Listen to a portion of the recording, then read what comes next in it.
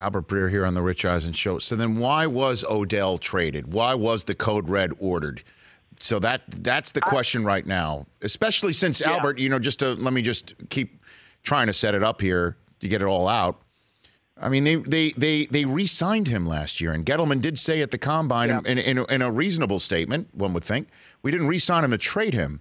So clearly they thought whatever they discussed with Pat Shurmur between player and coach, new coach and ownership, they clearly thought that change would bring about a change. And then something clearly happened in the last 16-game regular season schedule or before it or after it that caused the Giants to say, we're done here. So what happened? I think organizationally they took a hard left turn in the middle of the season. And it was subtle, and it sort of flew a little under the radar.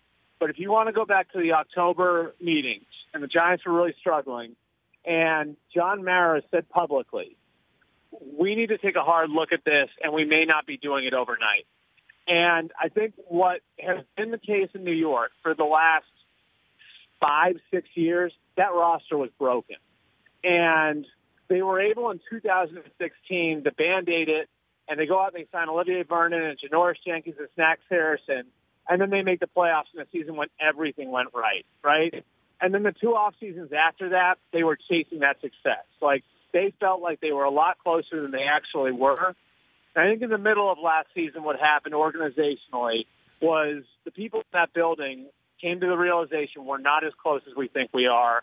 We cannot be operating like a win-now organization because that's not where we are. And I think that they were late on that. They certainly should have realized that earlier, but I do think in the middle of the season they came to that realization that they need a full-on rebuild.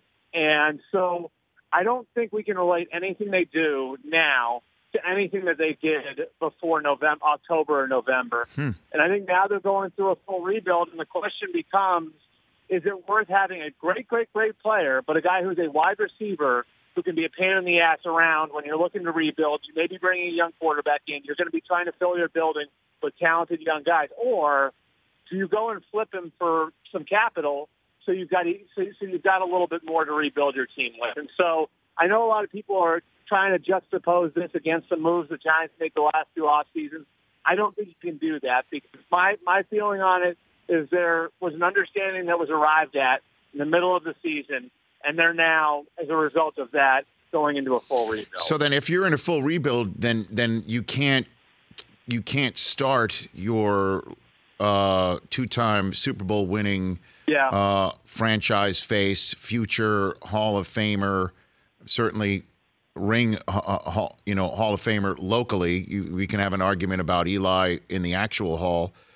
That makes no sense then. I mean, so the court, you even mentioned bringing a young quarterback, and I assume it's going to be Dwayne Haskins from your alma mater, or it could be a surprise in Kyler Murray. We could hit that in a second. But the question for me is, what do the Eli's going to get a bonus just for being on the team on Saturday? This is it.